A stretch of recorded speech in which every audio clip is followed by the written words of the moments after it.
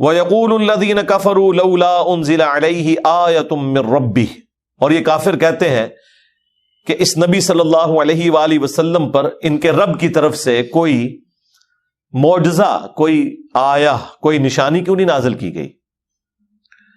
قُلْ إِنَّ اللَّهَ يَضِلُّ مَن يَشَاءُ۔ اب دیکھیں سوال یہ ہو رہا ہے اور جواب کیا ہو رہا ہے؟ جواب تو یہ ہونا چاہیے تھا کہ انتظار کرو، فلاں تاریخ کو فلاں معجزہ آ جائے گا۔ جواب یہ بھی ہونا چاہیے تھا کہ اللہ تعالیٰ جب چاہے گا نشانی کو ظاہر فرما دے گا، نبی کا کوئی اختیار نہیں، اور اس طرح کا جواب قرآن میں کئی جگہ آیا بھی۔ ٹھیک ہے، اب کوئی یہ اللہ تعالیٰ کا کلپ چھوٹا سا کاٹ لے اور کہ دیکھیں بات کیا ہو رہی ہے، جواب کیا دیا جا رہا ہے۔ بھائی قرآن کو پوری ٹوٹیلٹی میں دیکھنا ہے، یہ سارے جواب جو آپ کہہ رہے ہیں نا وہ آلریڈی اللہ نے دیے ہوئے ہیں۔ جب گمراہی اپنے پیک کو پہنچتی ہے پھر اس طریقے سے بھی جواب دیا جاتا ہے جو یہاں پہ دیا جا رہا ہے، وہ سارے جواب آپ نے جمع کرنے ہیں۔ اور یہاں اس سے مراد وہ معجزات ہیں جو کافر ڈیمانڈ کرتے تھے کہ جب تک آپ یہ والا معجزہ نہیں نہ کرتے ہم آپ پہ ایمان نہیں لائیں گے۔ مثلا آپ آسمان پہ چڑھ کے بتائیں، جو سورہ بنی اسرائیل میں 9 معجزات آئے ہیں، ہمارے سامنے ایک کتاب لے کے اترے، ہم اسے چھو بھی لیں،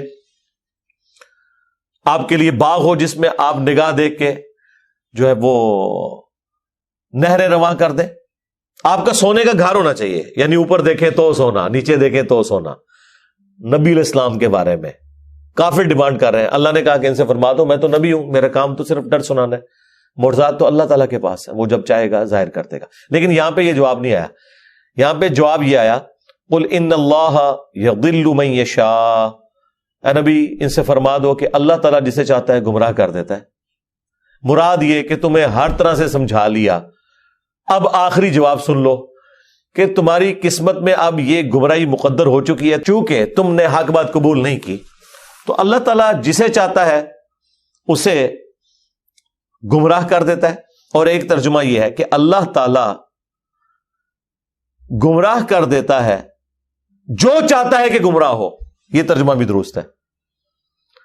وَيَهْدِي إِلَيْهِ مَنْ أَنَابَ، اور اللہ تعالیٰ ہدایت دے دیتا ہے اسے جو اللہ کی طرف رجوع لانے والا ہے۔